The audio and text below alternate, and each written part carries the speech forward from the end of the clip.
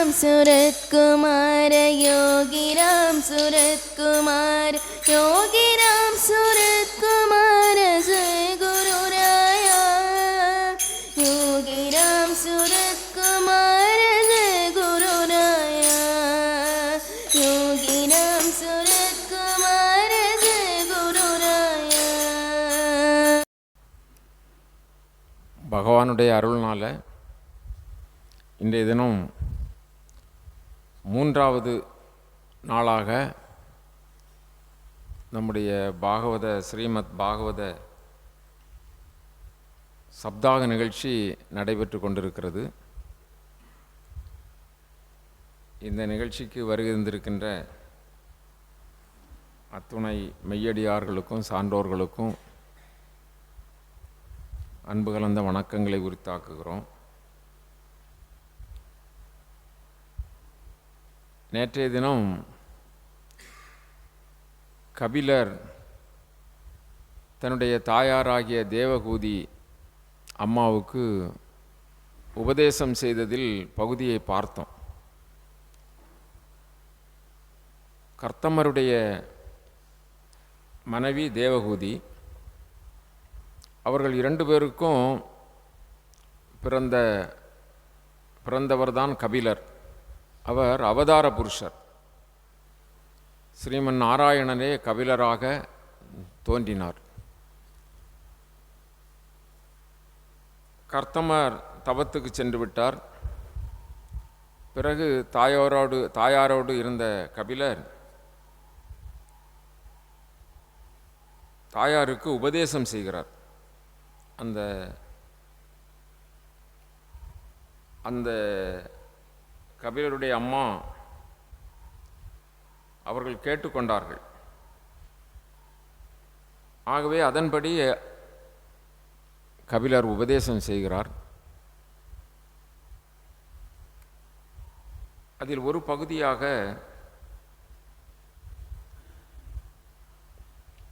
கபில வாசுதேவர் கூறுகிறார், தாயே, இல்வாழ்வான் என்பான் தனது இல்வாழ்க்கைக்கு உண்டான அறநெறிகளை கடைப்பிடித்து ஒழுகி பொருள் தேடி அதன் வாயிலாக இன்பங்களை பெற்று வாழ எண்ணி அதற்கான காரியங்களை செய்து கொண்டு உலகியல் வாழ்க்கையை நடத்துகிறான். சாதாரணமான நற்குடி பிறந்தவர்கள், நல்ல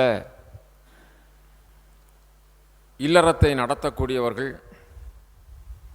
இது மாதிரி தான் செய்வார்கள் பொதுவாக. அதாவது இல்வாழ்க்கைக்கு சொல்லப்பட்டிருக்கிற கடமைகள், அறநெறிகள் இதை கடைப்பிடிப்பார்கள். வாழ்க்கைக்கு வேண்டிய பொருளை தேடிக்கொள்வார்கள். அது மாதிரி வாழ்க்கையிலே இருக்கக்கூடிய இன்பங்களை அனுபவிப்பார்கள். அப்படி பொருள் தேடுவதற்கும் கடமை என்று அந்த நெறிகளை கடைபிடிப்பதற்கும் அந்த பொருள் தேடிய பொருளில் கிடைக்கின்ற இன்பத்தை, சுகபோகங்களை அனுபவிப்பதற்கும் அது மாதிரி வாழ்க்கையை அமைத்து கொள்வார்கள். அப்படி உலகியலில் பற்று கொண்டுதான் பொதுவாக மனிதர்கள் வாழ்கிறார்கள். இது பொதுவான ஒரு நிலை. ஆனால் அப்படி வாழ்வதனால் அவர்கள் வீடு பேறு அடைவது இல்லை. ஏனென்று சொன்னால், அவர்கள் கர்மம் செய்து பொருளை சேர்த்து நித்திய கடமைகளை செய்து அதிலே மதிமயங்கி அவர்கள் மீண்டும் மீண்டும் இந்த உலகியல் பொருள்களிலே பற்று வைத்து வாழ்வதனால் பிறவி வந்து கொண்டே இருக்கும். கர்மத்தில் பற்று வைத்து இந்த உலகில் வாழ்பவர்களுக்கு கர்மத்தலை பற்றும். கர்மம் என்றால் வினை, வினைத்தலை பற்றும். வினைத்தலை பற்றினால் பிறப்பு உண்டு. பிறப்புக்கு காரணமாக இருப்பதே வினைதான். அப்படி அவர்கள் தான் உண்டு, தன் மனைவி மக்கள் உண்டு, பிள்ளைகள் உண்டு, செல்வம் உண்டு, நம்முடைய தொழில் உண்டு என்று சொல்லி அதிலேயே ஈடுபட்டு அதுதான் வாழ்க்கை என்று அதை நடத்தி கொண்டிருப்பவர்களுக்கு வினை அவர்களை பற்றி கொள்கிறது, வினைத்தலை அவர்களை பற்றி கொள்கிறது. அவர்கள் அதிலேயே மயங்கி அதிலேயே இருக்கிறார்கள். அப்படிப்பட்டவர்கள் பகவானை தரிசிக்கின்ற முக்கியமான தர்மத்தை, பகவானை தரிசிப்பது தான் மனிதனுடைய வாழ்க்கையில் பெற வேண்டிய சிறப்பு அம்சம். ஒரு மனிதனுடைய வாழ்க்கையின் லட்சியம் எது அப்படி என்று சொன்னால், மனிதனுடைய வாழ்க்கையிலே நான் செல்வத்தை தேட வேண்டும், அது மாதிரி ஒரு வீட்டினை கட்ட வேண்டும், அரண்மனையை கட்ட வேண்டும், மாளிகையை கட்ட வேண்டும், அல்லது வாகன வசதிகளை பெருக்கிக் கொள்ள வேண்டும், அல்லது நமக்கு பெண்டிர் பிள்ளைகளோடு குடும்பமாக உறவுகளோடு வாழ வேண்டும், இப்படியெல்லாம் அதுவெல்லாம் கடமை அல்ல. அதுவெல்லாம் இந்த வாழ்க்கையில் இயற்கையாக அமைந்திருக்கின்ற ஒன்று. இந்த அமைப்பு மிருகங்களுக்கும் உண்டு, மற்றுள்ள ஜீவராசிகளுக்கும் இந்த அமைப்பு உண்டு. ஆனால் மனிதனுடைய லட்சியமாக, கடமையாக அவனுக்கு சாத்திரம் என்ன சொல்லுகிறது என்று சொன்னால், கடவுளை தேடுவது, கடவுளை அடைவது, கடவுளை பூஜிப்பது, கடவுளை நேசிப்பது, கடவுளை அடைவது தான் அவனுடைய லட்சியம். அதனால் நாம் சொல்லியிருப்போம், இந்த உடம்பினால் ஆகிய பயன் என்ன என்று கேட்டால் இறைவனை அடைவது. ஆனால் இந்த இல்லறவாசியாக இருக்கின்ற இத்தகைய சூழலில் இருக்கின்ற மனிதன் மற்றவற்றையெல்லாம் பிடித்து கொள்வான், அவற்றையெல்லாம் கடமை என்று ஏற்றுக்கொள்வான். ஆனால் கடவுளை தரிசிப்பதை, கடவுளை வணங்குவதை அல்லது கடவுளை பிரார்த்திப்பதை அவன் கை கழுவி விடுவான் அப்படிங்கிறார். அது நமக்கு வேணும்னா பார்த்துக்கலாம். அது ரொம்ப முக்கியமான ஒன்று அல்ல. இப்போ பசித்தால் சாப்பிடணும், அது முக்கியமான ஒன்று இல்லையா? அது மாதிரி முக்கியமாக கருதுவது இல்லை. எதை? பக்தி மார்க்கத்தை, பகவானை தேடுவதை ஒரு கடைசி பொருளாக வைத்து கொள்ளலாம். கடைசி பொருள் என்னால் அது வேண்டுமென்றால் வைத்துக்கொள்ளலாம், இல்லாவிட்டால் விட்டுவிடலாம். இதுதான் நம்முடைய வாழ்க்கை. நம்முடைய வாழ்க்கையை நன்றாய் வாழ்ந்தால் போதும் என்று நினைக்கிறார்கள். ஆகவே அப்படிப்பட்டவர்கள் கடமையை, அதாவது தர்மத்தை, பகவானை ஆராதிப்பதான தர்மத்தை கை நழுவ விட்டு விடுகிறார்கள், கை கழுவி விடுகிறார்கள் என்று சொல்கிறார் கபிலதேவர். கை கழுவுதல் இன்னாரா கை கழுவி விட்டாச்சு அப்படி சொல்கிறோம் இல்லவா? அது மாதிரி அதை விட்டு விடுகிறார்கள். ஆனால் அப்படி விடுகின்றவர்கள் உலகியல் ஆசையால், எனக்கு நிறைய செல்வம் வேணும், எனக்கு உத்தியோகம் வேணும், எனக்கு குழந்தை வேணும், எனக்கு மனைவி வேணும், எனக்கு நல்ல வீடு மாதிரி உள்ள பெயர்கள் வேணும், இப்படிங்கிற உலகியல் பயனை பெறும் ஆசையால் மிகுந்த ஈடுபாட்டுடன் வேள்விகளால் தேவர்களையும் பித்திருக்களையும் ஆராதிக்கிறார்கள். உண்மையான பக்தி வருவது இல்லை. பெரிய அங்கே ஒரு யாகம் நடக்கிறது, அங்கே ஒரு பெரிய வேள்வி நடக்கிறது, அதில் நம்ம நடத்தினா நமக்கு இன்னது கிடைக்கும், பகவானை இத்தனை நாள் போய் கும்பிட்டா இன்னது கிடைக்கும். இது மாதிரி அவர்கள் உலகப் பொருள்கள் மீது கொண்ட ஆசையினால் பல காரியங்களை செய்வார்கள். இப்பொழுது சாதாரணமாக இதை பார்க்கலாம். கோயில்களிலெல்லாம் பெரிய பூஜை நடக்கும், 108 தேங்காய் உடைப்பாங்க, அல்லது 1008 தேங்காய் உடைப்பாங்க, பெரிய அன்னதானத்தை பண்ணுவாங்க. அதுக்கு பின்னணியில் என்ன இருக்கும்? அவங்களுக்கு ஏதாவது ஒன்று நிறைவேறணும் அப்படிங்கிற பெரிய ஆசை இருக்கும். அது மாதிரி ஒருவேளை அவர்கள் பக்தி செலுத்தினாலும் ஒரு பெரிய பிரதிபலனை எதிர்பார்த்து அப்படி ஒரு பூஜையோ அல்லது ஒரு பெரிய வேள்விகளோ இப்படி தேவர்களையும் பித்திருக்களையும் அதுலேயும் பார்ப்பார்கள். எந்த தேவர் நல்லா கொடுப்பார், யார் பூஜை பண்ணால் நமக்கு இது கிடைக்கும், குரு பூஜை பண்ணால் கிடைக்குமா, வேளை பூஜை பண்ணால் கிடைக்குமா, இல்லது வராகி ஹோமம் பண்ணால் கிடைக்குமா. நிறைய இடத்துல வராகி ஹோமம் அது மாதிரி நிறைய ஹோமங்கள்லாம் பண்ணுறாங்க இல்லையா? வீடுகளில் கூட வந்து பண்ணுறாங்க. வீடுகளில் எல்லாம் அழைத்துட்டு வந்து அது ஹோமம் செய்கிறவங்களையெல்லாம் அழைத்துட்டு வந்து வீடுகளில் பெரிய இதில் 50,000 1,00,000 செலவு செய்து பண்ணுறாங்களே. எதுக்கு? அதுக்கு பின்னணி என்ன இருக்குது? இப்படி தனக்கு ஏதாவது ஒன்று கிடைக்க வேண்டும் என்று. ஆகவே அது சிறப்புக்கு உரியது அல்ல. அறிவுள்ள மனிதன் தனது கடமைகளை செய்கையில் அதன் பயனை எதிர்பார்த்து செய்வதில்லை. பயனை எதிர்பார்த்து செய்தாலே அது சிறப்புக்கு உரியது அல்ல. பயனை எதிர்பார்த்து அறிவுள்ள மனிதர்கள் செய்வதில்லை. உரிய முறையில் தன் கடமைகளை பகவத் அர்ப்பணமாகவே தான் செய்கிறான். செல்வம் வேண்டியோ வேறு உடல் இன்பத்திற்காகவோ அவர்கள் செய்வதில்லை. அப்படி உடல் இன்பத்திற்காகவோ அல்லது பொருள் வேண்டியோ அந்த காரியங்களை பயன் கருதி அந்த காரியங்களை செய்யக்கூடாது. அப்படி செய்தால் அவர்கள் உண்மையான தூய்மையான மனத்துடன் தூய்மையான இதயத்துடன் உலகியல் நெறிகளிலிருந்து அவர்கள் செய்வதில்லை. ஆகவே அவர்களுக்கு என்ன கிடைக்காது? அப்படி செய்கிறவர்களுக்கு உள்ள தூய்மை கிடைக்காது. உள்ள தூய்மை இல்லை என்றால் மேலான பக்தி நிலவாது.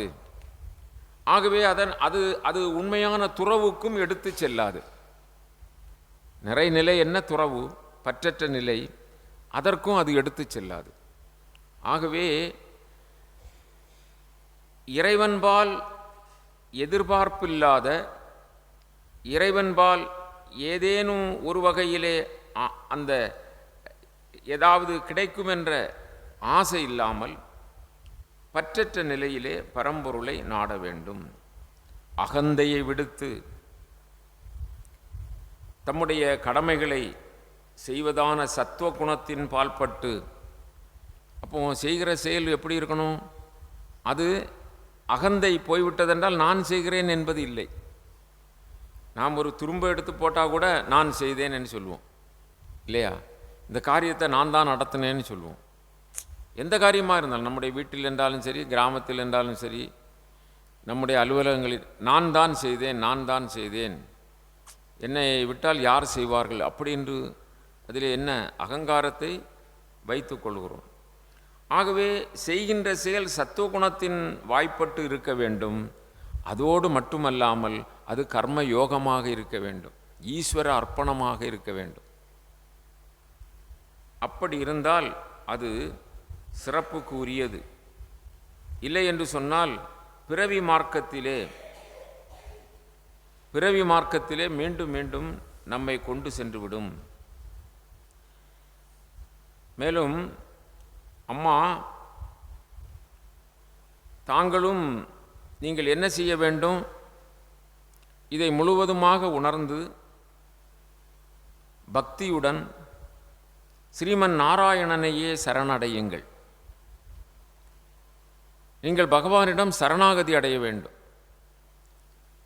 சரணாகதி என்று சொன்னால் சரண் நீ, எனக்கு கதி வேறு இல்லை, அதுதான் சரணாகதி. உன்னையே அபயமாக நான் தஞ்சம் அடைகிறேன். நம்மிடம் ஏதாவது ஒன்று இருந்தால் அபயமாக தஞ்சம் அடைய மாட்டோம். யாதும் கதி இல்லை என்று சொன்னால்தான், கதிபெற வேறு வழி இல்லை என்று சொன்னால்தான் சரணாகதி அடைவோம் இல்லையா? என்னிடம் அது இல்லாவிட்டாலும் நான் பிழைத்துக் கொள்வேன், அவர்களுடைய உதவி இல்லாவிட்டாலும் எனக்கு உதவி கிடைக்கும், அப்படி நினைத்தால் சரணாகதி ஆகாது. முழுமையாக அதிலே நாம் நீவீர்தான், உம்முடைய திருவடிதான் எனக்கு தஞ்சம், உம்மை தவிர எனக்கு கதி இல்லை என்று பூரணமாக நாம் சரணடைந்தால்தான் சரணாகதி. தெருவிலே போன ஒருவனை ஒரு வலியவன் அடித்து உதைக்கிறான். அப்பொழுது அவன் ராமா ராமா, ஒவ்வொரு அடி வாங்குகின்ற பொழுதும் ராமா ராமா அப்படின்னு சொல்லி ராமனை நினைக்கிறான், கடவுளை நினைக்கிறான். பகவான் யார் ஒருவர் பூரணமாக சரணாகதி அடைந்து அவரை கூவி அழைத்தார்களோ அல்லது அவரை சரணடைந்தார்களோ அப்படி அவர்களுக்கு பகவான் உதவி செய்வார் அல்லவா?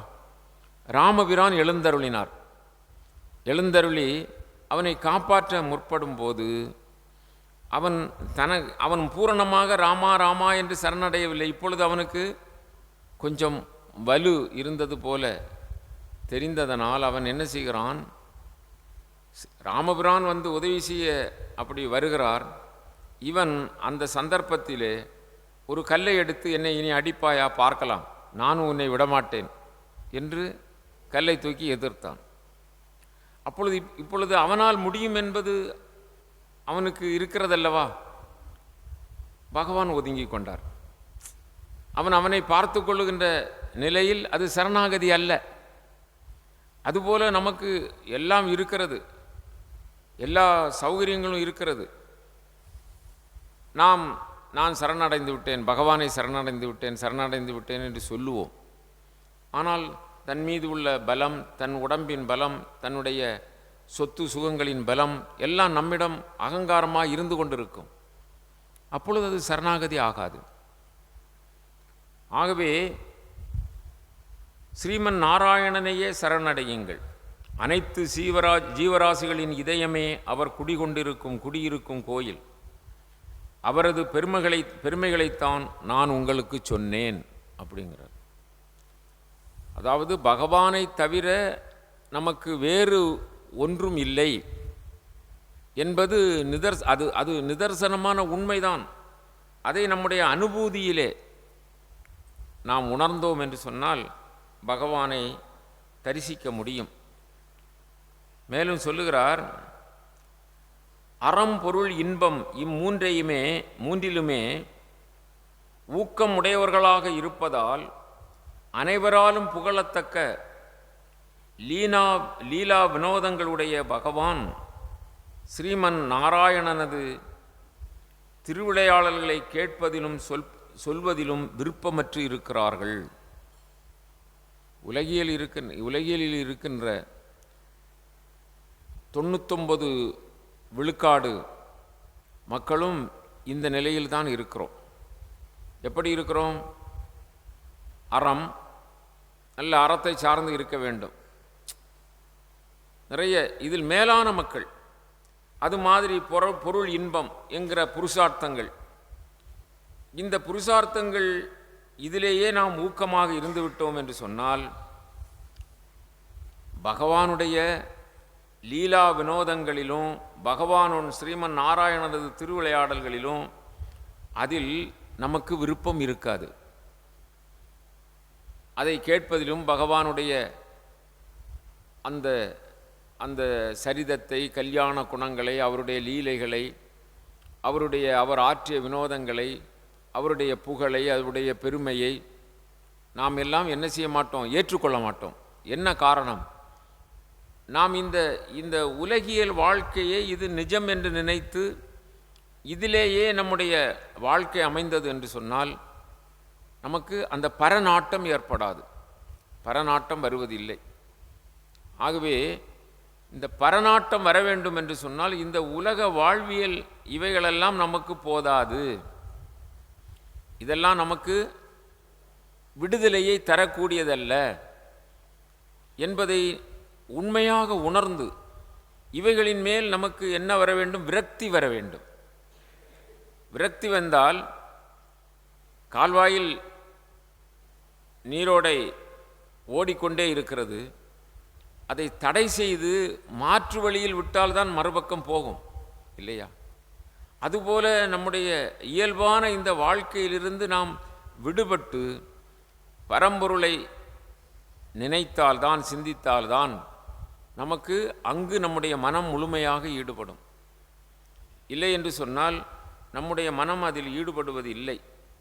அவருடைய அந்த அதாவது இந்த கல்யாண குணங்கள், சரிதங்கள் இப்படியெல்லாம் எதற்காக அடிக்கடி சொல்லப்படுகிறது என்று சொன்னால் பகவானை நினைப்பதும் எண்ணுவதும் அப்படித்தான் முடியும். அவருடைய நாமத்தை சொல்லுவது, அவருடைய நாம பாடல்களை பாடுவது, அவரை குறிப்பிட்டு சொல்லுகின்ற அவருடைய புகழை பேசுவது, இதுதானே.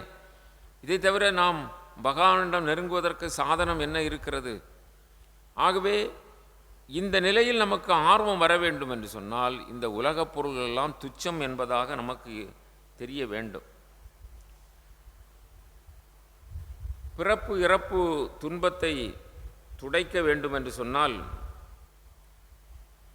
பகவானுடைய திவ்யமான சரிதங்களை கதைகளை செவியார பருக வேண்டும், வாயார புகழ வேண்டும். அப்படி இல்லாமல் வீணான உலகியலில் கவர்ச்சியான செய்திகளை படிப்பது, கேட்பது, அவற்றிலேயே நம்முடைய ரசனைகள் இருப்பது, இப்படியெல்லாம் இருந்தால் சிறப்பானதை விட்டு விடுவோம். அப்படி இந்த உலகியல் வாழ்க்கையில் வாழ்ந்து கொண்டு மெய்யான ஒன்றை விட்டுவிட்டு, சத்தை விட்டுவிட்டு, அசத்திலே நம்முடைய கருத்தை முழுவதுமாக செலுத்தி அந்த அசத்தினுடைய நிலையிலே நம்முடைய வாழ்க்கையை அமைத்து கொண்டோம் என்று சொன்னால், அதாவது பொய்யானவற்றை எடுத்துக்கொண்டு மெய்யானவற்றை விட்டுவிடுவது. அரிப்பு போல, சல்லடை போல. சல்லடை என்ன செய்யும்? வேண்டாததை பிடித்து கொள்ளும். வேண்டிய நறுநெய்யை அல்லது பதநீரை அல்லது நல்ல எண்ணெயை என்ன செய்து விட்டுவிடும். அதில் இருக்கின்ற வேண்டாத பொருள்கள் ஏதேனும் இருந்தால் வேண்டாததை பிடித்து கொள்ளும். நாமும் நம்முடைய வாழ்க்கையில் எது நம்முடைய ஆன்ம முன்னேற்றத்திற்கு உதவாதோ, எது நம்முடைய ஆன்ம முன்னேற்றத்திற்கு இடையூறு செய்யுமோ, எது நித்தியமான வஸ்தை காட்டாதோ, எது நித்தியமான அந்த மெய்ப்பொருளை நெருங்க விடாதோ அதை பிடித்து கொள்கிறோம். அதை பற்றி பிடித்து கொண்டு மேலான அந்த இறை அன்பை சத்தை விட்டு விடுகிறோம். அப்படித்தானே? நமக்கு ஒரு நாளைக்கு 24 மணி நேரம் ஆயுள், இப்படி 10 வருஷம் 20 வருஷம் 30 வருஷம் 40 வருஷம் 50 வருஷம் இப்படி கடந்து போகிறது. ஒவ்வொருத்தருக்கும் காலதேவன் காலத்தச்சன் நாட்களை வெட்டி கொண்டே வருவான் அல்லவா? வயது போய்கொண்டே இருக்கும். நாம் இதுநாள் வரை எதை பிடித்திருக்கிறோம்? கொஞ்சம் சிந்தித்து பார்ப்போம். வேண்டாததையும் பிடித்து கொண்டிருக்கிறோம். வேண்டியதை பிடித்திருந்தால் நமக்கு கதிமோட்சம் கிடைக்கும். கடைசி வரை இப்படி வேண்டாததையே பிடித்து கொண்டு போய்விட்டால் மீண்டும் நாம் இந்த கற்பத்திலே, கற்பப்பையிலே, பிறவியிலே வந்து மாட்டிக்கொள்ள வேண்டியதுதான். ஆக வேண்டாததை பிடித்து கொண்டு வேண்டியதை விடுகின்ற அந்த வீணான உலகியல் கவர்ச்சியான அந்த கவர்ச்சிகரமான அந்த காரியங்களை பற்றி கொண்டு அதை படிப்பது, கேட்பது, அதில் உழல்வது, இதையெல்லாம் எடுத்துக்கொண்டு சீரியதை, சிறப்பான அந்த மெய்ப்பொருளை விட்டுவிட்டோம் என்றால் அது எதற்கு சமாதானம் என்றால் மலத்தை தேடித் திரியும் பன்றி போல் ஆவார்கள். பன்றியினுடைய எண்ணம் எங்கே மலம் இருக்கிறது என்று தேடித் திரியும் இல்லையா? அப்படி மலத்தை தேடித் திரியும் பன்றி போல் ஆவார்கள். அவர்களைப் போல் பேறு கெட்டவர்கள் யார்?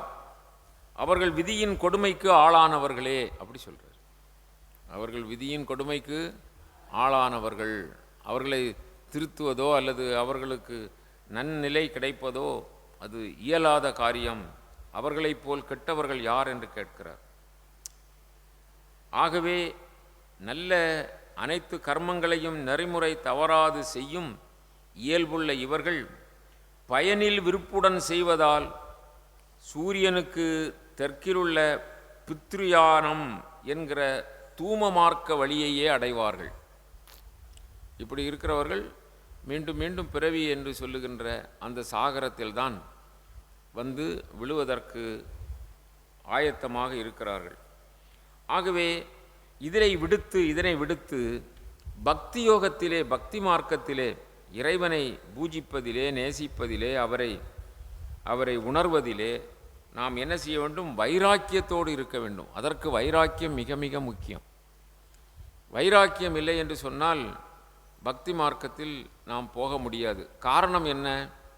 இந்த உலகியல் சூழ்நிலைகள் எப்பொழுதும் மயக்கத்தை தருகிற மாயைக்குள் தான் நம்மை இழுத்து செல்லும். எந்த சூழ்நிலையை பார்த்தாலும் அப்படித்தான்.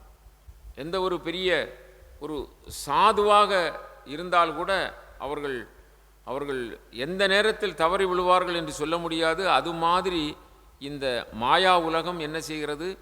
ஈர்க்கிறது.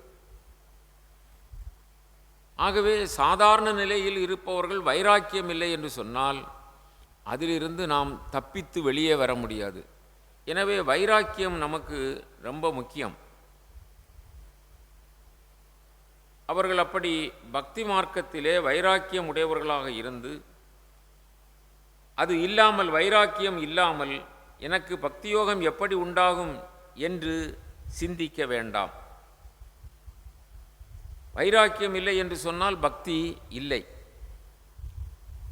ஆகவே மிகுந்த வைராக்கியத்தோடு கடுமையான சாதனை செய்து, எனக்கு பகவான் தான் வேண்டும், பகவான் தான் வேண்டும், பகவானை தவிர எனக்கு எதுவும் வேண்டாம், இல்லையா? அப்படி எதுவும் வேண்டாம், பகவான் தான் வேண்டும் என்று முழுக்க முழுக்க பகவானை நாம் சிந்தித்தோம் என்று சொன்னால் அவர் கிடைப்பார். பகவான் வாசுதேவரது குணங்களை ஆசையோடு கேட்க கேட்க பக்தியும், அதனால் உலகியல் விஷயங்களில் வைராக்கியமும் தானாகவே வரும். நாம் எவ்வளவுக்கு எவ்வளவு அதில் ஆசை கொள்வோமோ அந்த அளவுக்கு நமக்கு உலகியல் பொருட்களில் வைராக்கியம் நமக்கு வரும். உலகியல் பொருட்களில் வைராக்கியம் என்றால் நாம் அனுபவித்தது தானே திரும்ப திரும்ப அனுபவிக்கிறோம். இதில் நமக்கு விரக்தி வரவில்லை அல்லவா? கொஞ்சம் யோசியுங்கள். நாம் எதை அனுபவிக்கிறோமோ, எதில் நாம் சிற்றின்பத்தை கண்டோமோ அதில்தான் திரும்ப திரும்ப மீண்டும் மீண்டும் அதிலே விழுகிறோம். அதில் யாரும் திருப்தி அடைவதில்லை. ஆகவே இந்த மயக்கம் தானாக மாறாது, வைராக்கியத்தோடு கூடிய பக்தியினால் தான் வரும். அப்படிப்பட்ட நிலை வர வேண்டுமென்றால் பரம்பொருளின் குணங்களை, வாசுதேவரது குணங்களை ஆசையோடு கேட்க கேட்க, எவ்வளவு கேட்டாலும் போதாது போதாது போதாது, இன்னும் சொல்லுங்கள் இன்னும் சொல்லுங்கள், அப்படி நமக்கு ஆசை பெருக வேண்டும். நமக்கு சாதாரண என்ன, இதை சொன்னால் போதும், அது நிறுத்து, இன்றைக்கி யார் அரசியலில் முக்கியமாக இருக்கா அதை சொல்லுவோம், இல்லையா? அல்லது அதெல்லாம் போட்டு எதுக்கப்பா ராமா ராமான்னு சொல்லி என்ன பிரயோஜனம்? இப்போ சினிமாவில் யார் உச்சத்தில் இருக்கா, அல்லது இப்போ வந்திருக்க படங்களில் எது சிறப்பான படம், அல்லது உலக செய்திகளில் என்ன இருக்குது, இல்லையா? அதில் நமக்கு ஆர்வம் இருக்கும். இதில் நமக்கு என்ன இருக்காது? ஆர்வம் இருக்காது, குறைவாக இருக்கும்.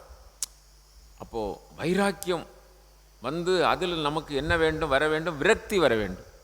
விரக்தி என்று சொன்னால் என்னது? ஒரு வெறுப்பு வர வேண்டும். அதில் நமக்கு வெறுப்பு வந்தால்தான் நாம் இந்த பக்கம் திரும்ப முடியும். ஆகவே அந்த வைராக்கியம் வருவதற்கு பகவானுடைய குணங்களை ஆசையோடு கேட்க கேட்க பக்தியும், அதனால் உலகியல் விஷயங்களில் வைராக்கியமும் தானாகவே வரும். அந்த வைராக்கியம் பக்தி யோகத்தை அளிக்கும்.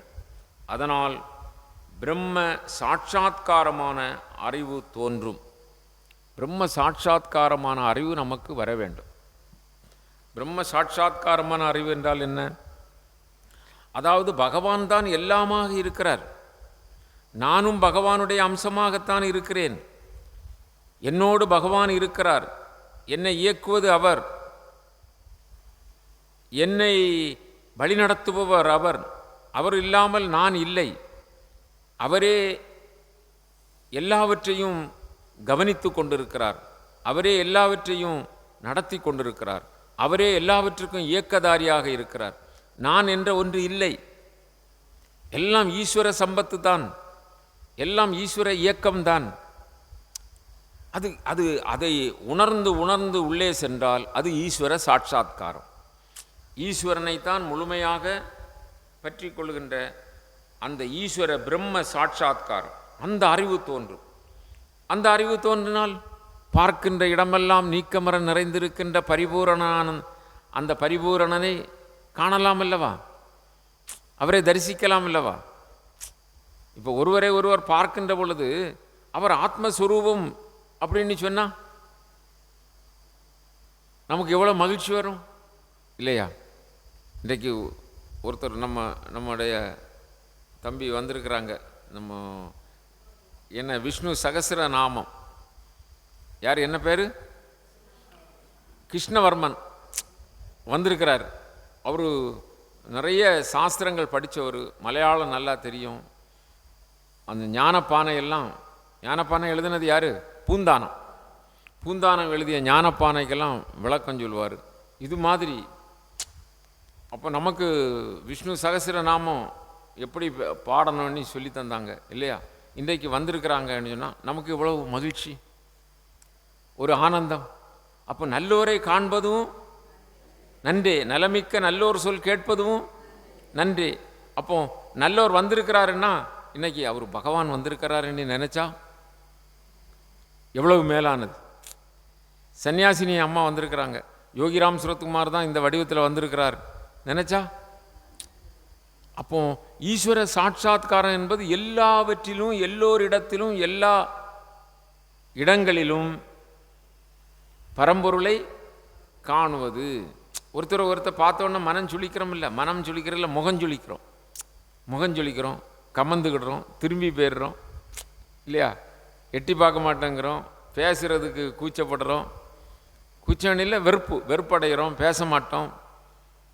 அப்படியெல்லாம் இருக்கிறது என்ன காரணம்? ஈஸ்வர சாட்சாத்காரம் இல்லை.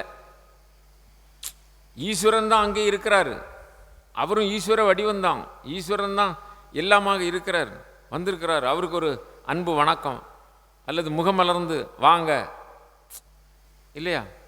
நமக்கு ஒருத்தருக்கு நம்மளை தற்சோதனை செய்து பார்ப்போம். அப்படி ஒருத்தர் நேசிக்கிறோமா இல்லையா?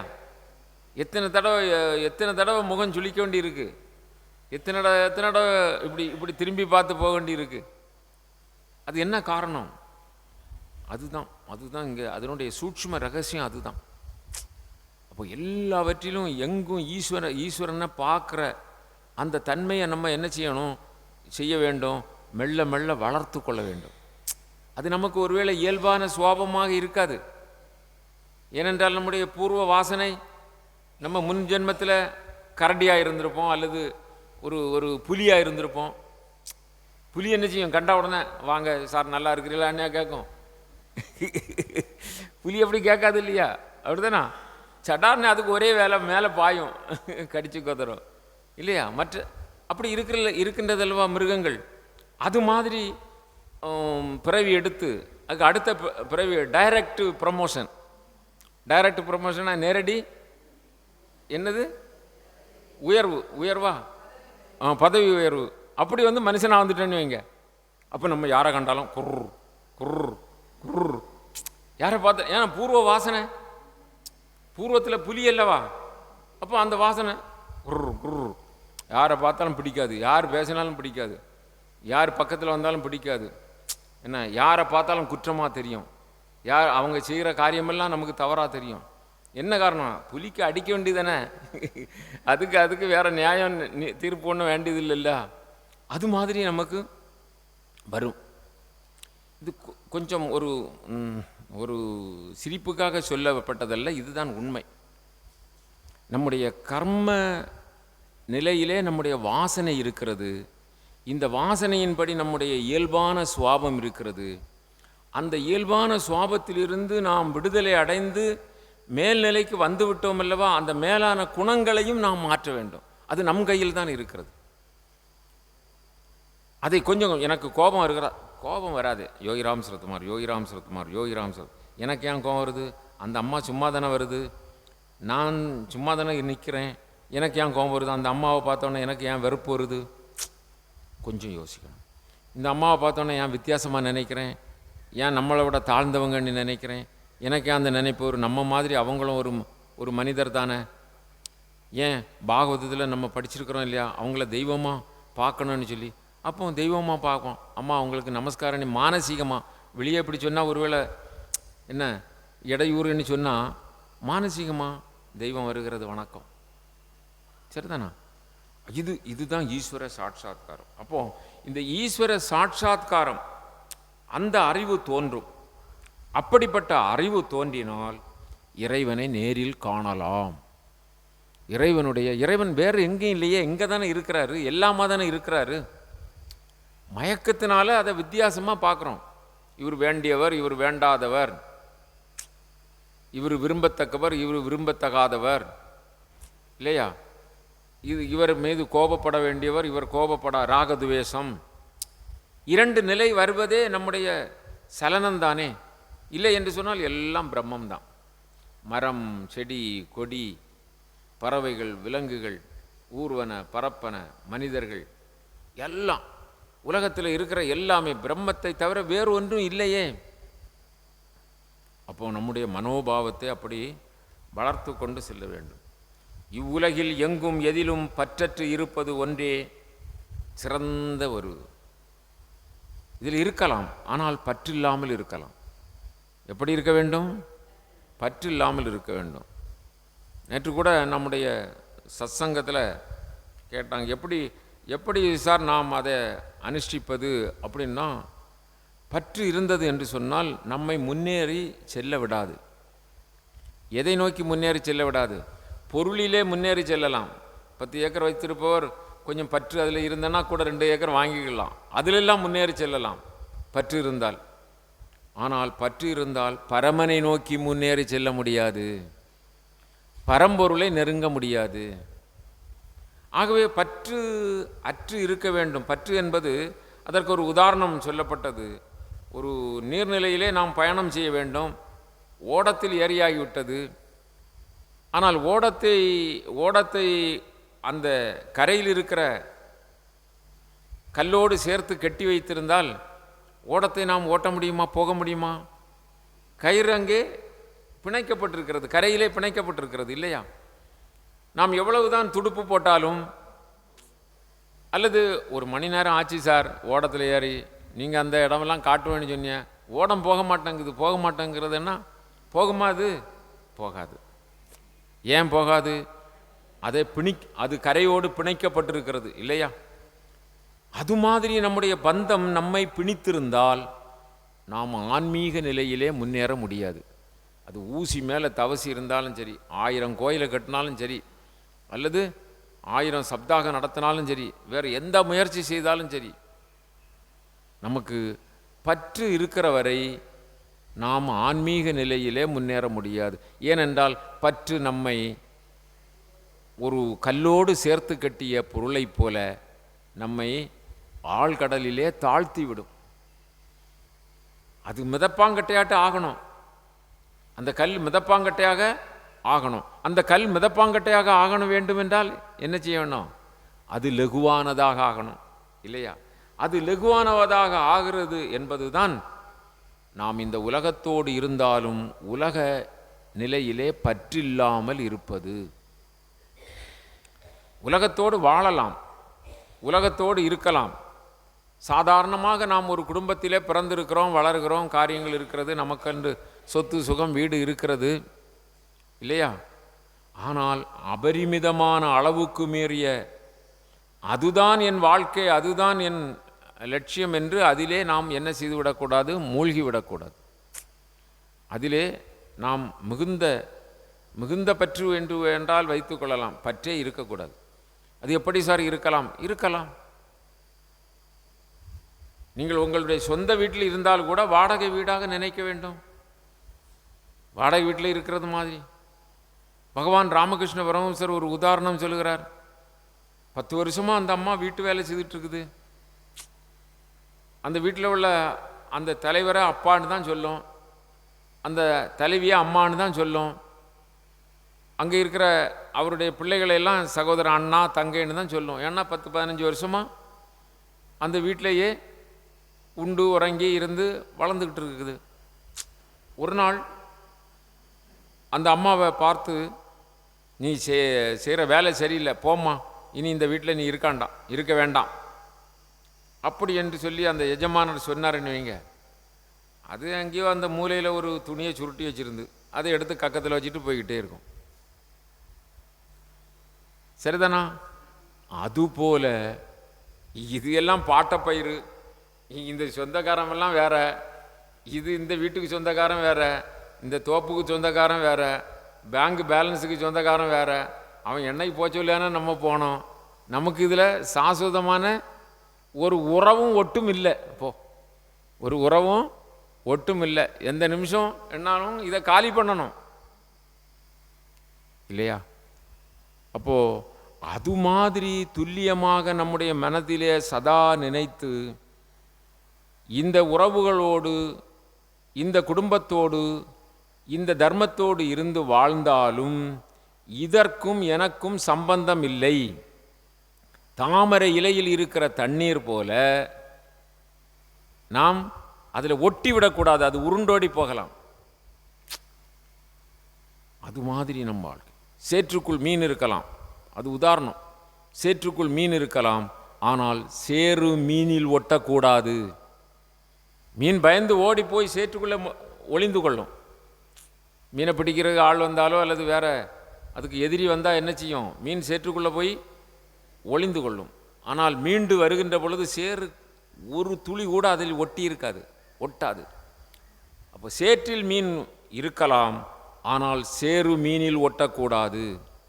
இந்த உலக வாழ்க்கையில் நீ இருக்கலாம், ஆனால் இந்த உலக வாழ்க்கை உன்னை ஒட்டக்கூடாது. இது என்ன சார் வினோதமான ஒரு, இப்படித்தான் வாழணும், இதுதான் பற்றற்ற வாழ்க்கை, இந்த வாழ்க்கை தான் பற்றற்ற வாழ்க்கை.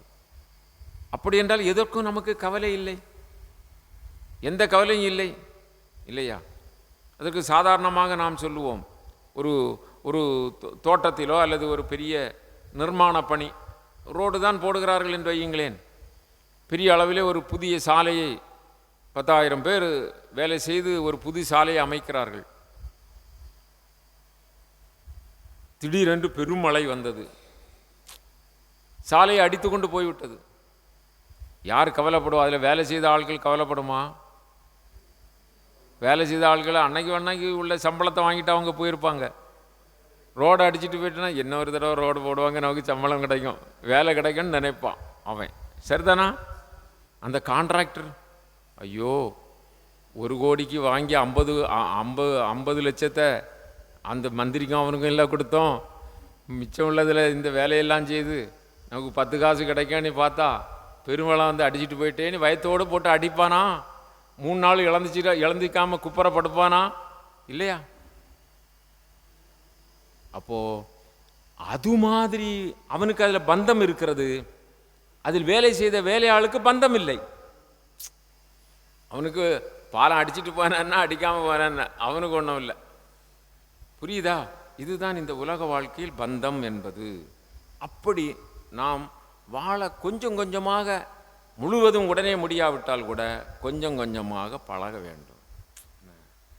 பையன் சென்னையிலேருந்து வந்திருக்கிறாரு அல்லது யூஎஸ்ஏலேருந்து வருகிறார், நியூயார்க்லேருந்து, நம்ம கட்டாயம் இருக்கணும். ஒரு தடவை இருக்காமல் இருந்தாலும் ஒன்றும் இல்லை, அப்படி பழகணும்.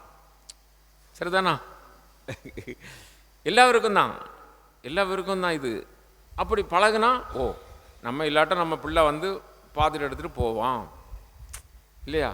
நம்ம கட்டாயம்தான் இருக்கணும்னு கிடையாது. அதே பழக்கத்தில் இருந்தால் அவங்களுக்கும் தோஷமாக இருக்கும், நமக்கும் தோஷமாக இருக்கும், பற்று அறுக்க முடியாததாக இருக்கும் இல்லையா? சிந்திச்சு பார்ப்போம், கொஞ்சம் கொஞ்சம் சிந்திச்சு பார்ப்போம். எல்லா காரியமும் நம்ம தான் இருந்து நடத்தணும்னு முடியுமா? முடியாது, நம்ம தான் இருந்து நடத்த முடியாது. அப்போது அதுக்கு ஒரு நாள் மெத்த கிடச்சிது படுத்தோம், இன்னொரு நாள் மெத்த கிடைக்கல தரையில் படுக்கணும், படுப்போம். அந்த மெத்தை தான் சாஸ்வதம்னு நம்ம நினைக்கிறது எதுக்கு இல்லையா?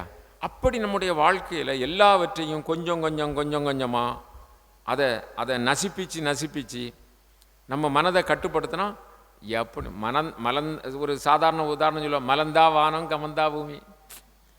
வெட்டு குத்திக்கு என்னையா குளிரும் பனியும் அல்லது வெப்பமும் இல்லையா? அது மாதிரி நம்ம தயார் பண்ணணும். அது அப்படி தயார் பண்ணால் பகவானே ஒரு வார்த்தை கூப்பிட்டா போதும், ஐயோ இவனுக்கு அங்கே ஒன்றும் இல்லை, நம்மளை தான் நினச்சிக்கிட்டு இருக்கான். சரிதானே? சாதாரண மொழியில் அப்படி சொல்லலாம் இல்லையா?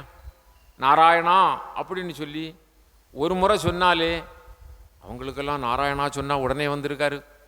நம்ம தினமும் தான் சொல்கிறோம், நமக்கு நாராயணன் வரமாட்டாங்கிறாரு. அது அந்த கயிற்றை கட்டுன ஓடம் போல, எத்தனை முறை நாராயணான்னா கூனாலும் புரியுது இல்லையா? அப்போ பக்குவப்பட்ட நிலையில், பற்றற்ற நிலையில் பரம்பொருளை லகுவா இங்கே வாரும் ஐயா, நான் தான் இங்கே என்னத்தை வச்சுக்கிட்டு இருக்கேன், எல்லாம் உமக்கு தானே, இங்கே வாரும், ஏன் அப்படி நிற்கிறு சொல்லலாம் பகவானை பார்த்து. இவர் பற்றற்றவராக இருந்தா, ஆகவே தான் வள்ளுவர் என்ன சொன்னார், பற்றற்றான் பற்றினை பற்றுக. அவருடைய பற்றை நாம் பற்ற வேண்டும். என்ன சரிதானா? அப்போ அது நித்தியமானது. அதனால தான் இங்கே பகவான் சொல்லுறார், இவ்வுலகில் எங்கும் எதிலும் பற்றற்று இருப்பது ஒன்றே யோகிகளின் சிறந்த பண்பு. அப்படிப்பட்ட பற்றற்றவர்கள் யோகிகள். தங்கள் யோக சாதனங்கள் மூலம் பெரும் உயர்ந்த பேரும் அதுதான். யோக சாதனங்கள் செய்து தான் அந்த பேற்றை பெறுகிறார்கள். லகுவாக நான் பற்றை அறுத்து விட்டேன் என்று சொல்ல முடியாது. அதற்காக வைராக்கியமும் யோகமும், யோகம் என்றால் இறைவன்பால் நாம் அந்த அந்த சிந்தனையை செலுத்துவதும் இருந்தால் இவைகள்லாம் ரெண்டாம் தரமாக ஆகிவிடும். ரெண்டாம் தரம், மூன்றாம் தரம், கடைசியில் இது ஆகிவிடும் இல்லையா? முதல் தரம் பகவான் மீது நாம் பற்றுக்கொள்ள வேண்டும். மனிதன் பிராந்தியினால், மயக்கத்தினால் பிரம்ம ரூபத்தை வெளியுலக பொருள்களாக கண்டு, அதாவது மயக்கத்தினால் இறைவனுக்கு அப்பாற்பட்டதாக நாம் காண்கிறோம். இறைவன்தான் எல்லாமாக இருக்கிறார். ஆனால் இது இறைவனுக்கு அப்பாற்பட்டது என்பது மயக்கத்தினால்.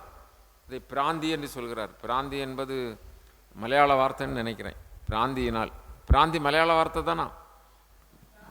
பிராந்தன் அதான் பிராந்தி.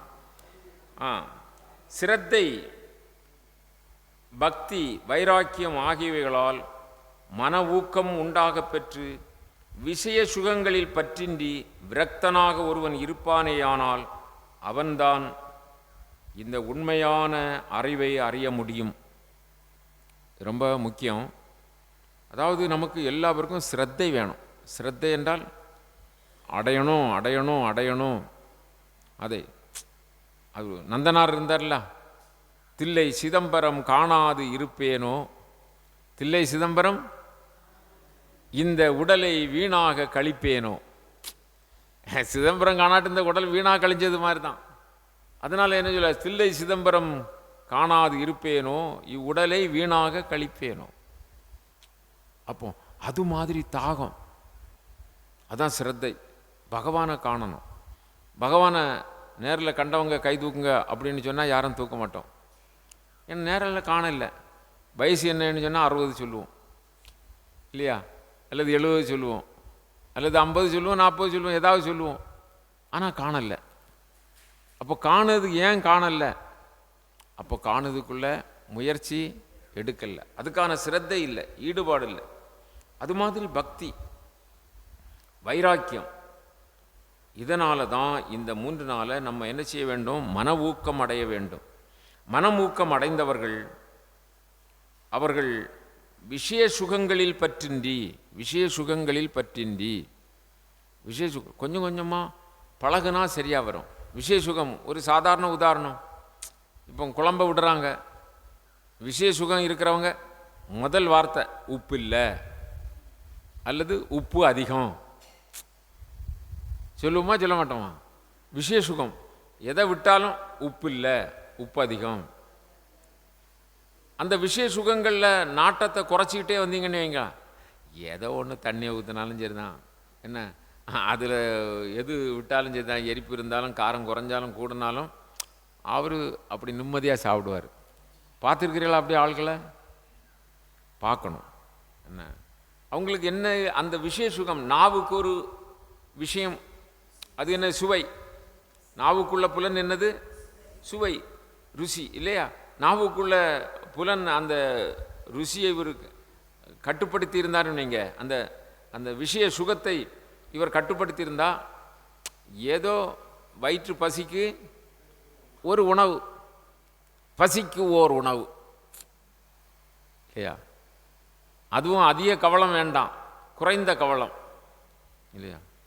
அப்போ நமக்கு இந்த விஷய சுகம் இருக்கிறதுனால தான் சாப்பிட்டது மட்டும் இல்லை, தனக்கு வீட்டுக்கும் கொண்டு போகணும், அங்கே கொண்டு போகணும், இங்கே கொண்டு போகணும்னு சொல்லி இன்னும் பார்சல் வேறு பண்ணுறோம். அப்போ விஷய சுகத்தில் எவ்வளவு உச்சத்தில் இருக்கிறோம் பாருங்கள். கொஞ்சம் யோசித்து பாருங்க.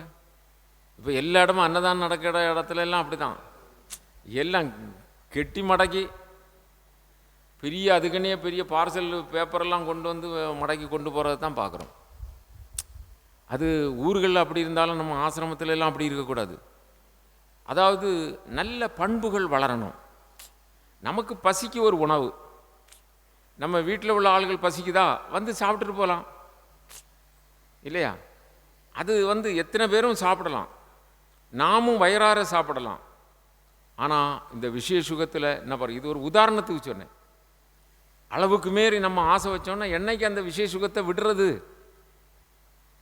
அது மாதிரி கண் விஷய சுகம் பாருங்கள். செல்ல இங்கே இருந்து பஸ் ஏறணுன்னு அவன் டிக்கெட்டு சோதகர் வந்து டிக்கெட்டு கொடுத்த பிறகு அந்த செல்லை எடுத்தான்னா சென்னை போகிறது வர எத்தனை மணி நேரம் ஆகும்? 12 மணியோ 11 மணி நேரம் ஆகும். அதே பார்த்துட்ருக்கான். கண்ணுடைய விஷய சுகம் என்னது? பார்வை இல்லையா? ஒளி. அப்போ அதிலேயே லயமாகுது. காது விஷய சுகம்.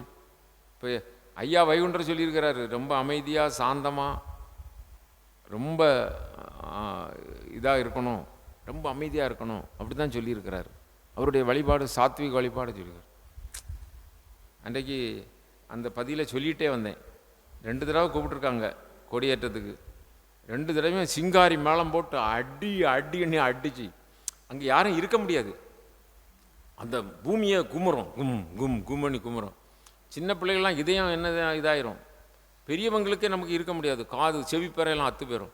ஏன்னா அவன் பலசாலியாக இருந்துட்டு பெரிய டமாரத்தை வச்சு போட்டு அடி மேலே அடி. அவன் அப்படி அடித்தாதான் அவனுக்கு காசு. என்ன இவங்களுக்கும் அவன் அடிக்காமல் இருந்தால் இந்த சண்டை மேளம் சரியில்லை, இது வந்து ரொம்ப மெல்ல தான் அடிக்கான். ஸ்பீக்கர் வச்சா திருக்கி வச்சு அங்கே ஒருத்தர் ஒரு பாக்ஸுக்கு மேலே ஒரு 100 பாக்ஸை வச்சு அந்த பக்கம் போனோடனே கிருன்னு நம்ம காதை என்ன செய்துறோம், இழுத்துறோம், சவு கிழிஞ்சிரும். அது மாதிரி வச்சு அது எங்கள் ஐயா கோயிலில் சாத்வீகத்தை சொன்ன இடத்துல. என்ன மற்ற இடத்துல உண்டன்னா நம்ம சொல்ல மாட்டோம், சாத்வீகம் உள்ள இடத்துல. பிறகு சொல்லாமல் நம்ம சொன்னால் அவங்களுக்கு சங்கடமாக இருக்கும். அதை விரும்பி வைக்கிறவங்கள்ட்ட போய் மாமிசத்தை சாப்பிட்டுக்கிட்டு இருக்கிறான், எலும்பை கடிச்சிக்கிட்டு இருக்கிறான், அவன்கிட்ட போய் இது நல்லது இல்லைடேன்னு சொன்னால் அவன் அந்த கையை வச்சு அடிச்சிட மாட்டானா? நம்ம ஒரு அடி வாங்கி தருவான். அது மாதிரி இது மாதிரி இடத்துல போய் நீங்கள் சண்டை மேலெல்லாம் வைக்காதுங்கன்னு சொல்லலாமா? ஆனாலும் பழிபாவம் வந்தாலும் பரவாயில்ல, இது அடுத்த வருஷத்தில் என்னுடைய தனிப்பட்ட ஒரு விருப்பம். ஐயா இப்படி சொல்லியிருக்காங்க, அதனால் இந்த செண்டை மேளம் வைக்காதுங்க, வேற ஒரு சின்ன நாதசுரமோ நல்ல ஒரு வைதீகமாக ஒரு இது வைங்க. ஒன்றும் இல்லாட்ட ஐயா சிவ சிவா ரகரன்னு ஒருத்தர் சொல்லிவிட்டு எல்லாரும் கேட்டு சொல்லாமல் நூற்றுக்கணக்கான பொம்பளைகள் கூடியிருக்காங்க. அப்படி சொன்னால் கொடியேற்றம் எல்லாம் நல்லா நடக்குமே. அப்படி சொன்னோம்.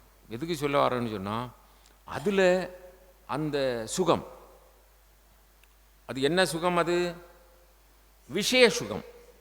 விஷய சுகம். இந்த பஞ்சேந்திரியங்கள் அதில் தான் ரொம்ப சுகத்தை அனுபவிக்குது. அந்த விஷய சுகங்களில் இருந்து விடுபடணும். விஷய சுகங்களில் இருந்து விடுபடணும். அது என்ன சுகம் நமக்கு இருக்கோ தெரியல.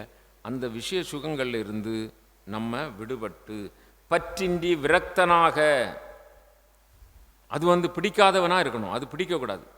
அது அதில் விரக்தன், வெறுப்பு. அங்கே ஊரையெல்லாம் நம்ம திருத்த முடியாது இல்லை, நம்ம ஒதுங்கி போயிடணும். ரொம்ப பெரிய மேளம் போட்டு அடிக்காவலாம் அந்த இடத்துக்கு நம்ம போகக்கூடாது. அங்கே ஒரு 10 ஆடை விட்டானா அங்கே போகக்கூடாது. அங்கே கல்யாணம்னு சொல்லிக்கிட்டு அங்கேயும் மட்டன் போடானா அங்கே போகக்கூடாது. இது மாதிரி செய்யலாமா வேண்டாமா? அப்படி நமக்கு வேணும்னா ஒதுங்கிக்கிடணும். இந்த கலியுகத்தில் நமக்கு கலியுகம்னு சொன்னாலும் இங்கே வந்துடுது. பாகவதத்தில் ஸ்ரீமகா பாகவதத்தில் கலியுகம் எப்படி இருக்குங்கிறத ரொம்ப வர்ணிக்கிறாங்க இல்லையா? கலியுகம்னா அப்படி தான் இருக்கும். நமக்கு தப்பி ஓடணும்னு சொன்னால் ஒதுங்கி பிழைச்சிக்கிடணும், ஒதுங்கி போயிடணும். மற்றவங்களை திருத்துறதுக்கோ மற்றவங்களெல்லாம் இது பண்ணுறதுக்கு அதுக்கெல்லாம் இந்த காலத்தில் இயலாது. யார் கண்டெடுத்தவன் கொண்டோடு, கண்டெடுத்தவன் என்ன செய்கிறது? கொண்டோடு. அதாவது யாருக்கு அந்த பகவானுடைய அருள்னால் அந்த ஞான ஒளி கிடைக்குதோ அவங்க எடுத்துகிட்டு போய்விட வேண்டியதான். அது மாதிரி பற்றின்றி விரக்தனாக ஒருவன் இருப்பானேயாயின் அவன்தான் அனைத்தும் என்கிற பிரம்மம் என்கிற இந்த உண்மையான அறிவு அவனுக்கு கிடைக்கும். ஆகவே பகவான் பலவேறு நிலைகளிலே இருக்கிறார். ஒரு உதாரணம் இங்கு சொல்லப்படுகிறது. பால் இருக்கிறது பாருங்கள். பால் கண்ணுக்கு வெண்மையாக தெரியும். அதை சூடு இருந்ததென்று சொன்னால் உடம்பிலே வைத்தால் சுடும் இல்லையா? நாவிலே வைத்தால் சுவைக்கும். இது மாதிரி பிரபஞ்சத்தில் யாண்டும் இருக்கிற பகவானை எந்தெந்த தன்மையில் நாம் நுகர்ந்து கொள்ள வேண்டுமோ அது மாதிரி நாம் நுகர்ந்து கொள்ள வேண்டும். அதில் 2 நிமிடத்திலே நாம் சொல்லுவோம். அதில் பிரவிருத்தி தர்மம், நிவிருத்தி தர்மம் என்று இருக்கிறது 2. பிரவிருத்தி தர்மம் அப்படி என்று சொன்னால் இந்த உலகியலிலே நன்றாக வாழ்வதற்கு அல்லது இங்கு நல்ல சீரோடும் சிறப்போடும் வாழ்வதற்கு உண்டான தர்மம் பிரவிருத்தி தர்மம். நிவிருத்தி தர்மம் அப்படி என்று சொன்னால் இதை விட்டு நமக்கு பரம்பொருளை அடைவதற்கு என்ன மார்க்கம் உண்டோ அந்த மார்க்கம். இப்படி இருக்கிற இந்த நிலையிலே அம்மா, நீங்கள் இந்த நல்ல நிலையை எண்ணி இறைவனுடைய நாமத்தை மிக சிறப்பாக காது கொண்டு கேட்டு நாவினால் நவின்று அவரை மனதினால் நினைந்து ஒரு முறை நினைத்தால் கூட சண்டாளனும் கூட அவன் அந்த பாவங்களெல்லாம் நீங்கி சோமயாகம் செய்கின்ற அந்தணனுக்கு நிகராக நல்ல கதியை பெறுவான். ஆகவே எளிமையான இந்த பக்தி மார்க்கம் நம்மை ஆட்கொள்கிறது. ஆகவே மனப்பூர்வமாக நாமத்தை சொல்ல வேண்டும். இறைவனுடைய திருநாமத்தை ஓதுபவர்கள் முற்பிறவியில் பெருத்த தவம் புரிந்தவர்கள் அல்லாதவர்களாக இருந்தாலும், சிறந்த வேள்விகள் செய்யாதவர்களாக இருந்தாலும், புண்ணிய தீர்த்தங்களில் நீராடாதவர்களாக இருந்தாலும் அவர்கள் மிகுந்த பெரிய தவசீலர்களாகவும் பெரிய இறைநிலையை அடைந்தவர்களாகவும் ஆவார்கள். இறை நாமத்தை பெருமையோடு நாவார மனதார சொல்லி அவருடைய கல்யாண குணங்களை கேட்டு அவருடைய திவ்யமான சரிதங்களை நுகர்ந்து அனுபவித்து பரம்பொருளை சார்ந்து வாழுகின்ற வாழ்க்கை. அப்படி என்று சொல்லி அவர் சொன்னவுடனே அந்த அம்மா கேட்குறாங்க, கபிலர் சாட்சாத் பரம்பொருள் என்பது அவங்களுக்கு தெரியும். ஆனால் மகன் உரிமையோடு அழைக்கிறார்கள், கபிலா, சாட்சாத் பரபிரம்மமும் பரமபுருஷனும் நீயே. மனத்தை வெளி விஷயங்களிலிருந்து திருப்பி உள்முகமாக்கினால்தான் உன்னை அறிய முடியும். மாயையின் செயல்களான முக்குணங்களினால் தோன்றும் இந்த உலகியல் தலையிலிருந்து விடுதலை தருபவன் நீயே. வேதங்கள் அனைத்தும் உனது திரு உதரத்தில்தான் உள்ளன. நீதானே சாட்சாத் ஸ்ரீமன் நாராயணன். உன்னை வணங்குகிறேனப்பா. அப்படி என்று சொல்லி கபிலதேவரை அம்மா வணங்குகிறார்கள். அம்மா, உங்களுக்கு எல்லாவித நன்மையும் உண்டாகட்டும். நான் வெளியே போக வேண்டும், நான் பிரிந்து செல்கிறேன் என்று வருந்தாதீர்கள். நீங்கள் இங்கேயே இந்த பக்தி யோகத்தை தெரிந்து கொண்டதனால் நீங்கள் இந்த சாங்கிய தர்மத்தை கடைபிடித்து தவம் இயற்றி நற்கதி அடைவீர்களாக. அப்படி என்று சொல்ல, அந்த அம்மா இருந்த இடம் அந்த கர்த்தமர் வாழ்ந்த இடம் சரஸ்வதி நதிக்கரையிலே. அதற்கு அந்த நதிக்கே கிரீடம் போல் இருக்கக்கூடிய இடம் பிந்து சரஸ். அந்த பிந்து சரஸில் நெடுநாட்கள் அவர்கள் தவம் இயற்றி பற்றற்ற நிலை. அங்கு எல்லா சௌகரியங்களும் உண்டு. ஏன்னா கர்த்தமர் அப்படி வருவித்து வைத்திருந்தார். அதையெல்லாம் துறந்து அவர்கள் ரொம்ப வாழ்க்கையிலே எளிமையாகி மர உரி தரித்து, அதன் பிறகு உடம்பெல்லாம் தூள் படிந்து அப்படியே மின்னும். உடம்பு என்ன செய்யும்? யோகிகள் ஞானிகளுக்கெல்லாம் பிரகாசிக்கும். ஆனால் அழுக்கடைந்து இருக்கும். தலைமுடி சடையாகிவிட்டது. அவர்கள் அப்படியே தியானத்தில் பகவானை நினைந்தே உட்கார்ந்திருந்தார்கள். அவர்கள் ஆடை விலகி போனது அவர்களுக்கு தெரியாது. உடல் அந்த என்ன உடல் உணர்வு, அந்த உணர்வுமே இல்லாமல் இருந்து பரம்பொருளையே நினைந்து அந்த பரம்பொருளிலேயே ஐக்கியமானார்கள். இந்நிலையிலே நாம் இந்த நிகழ்வை நிறைவு செய்வோம்.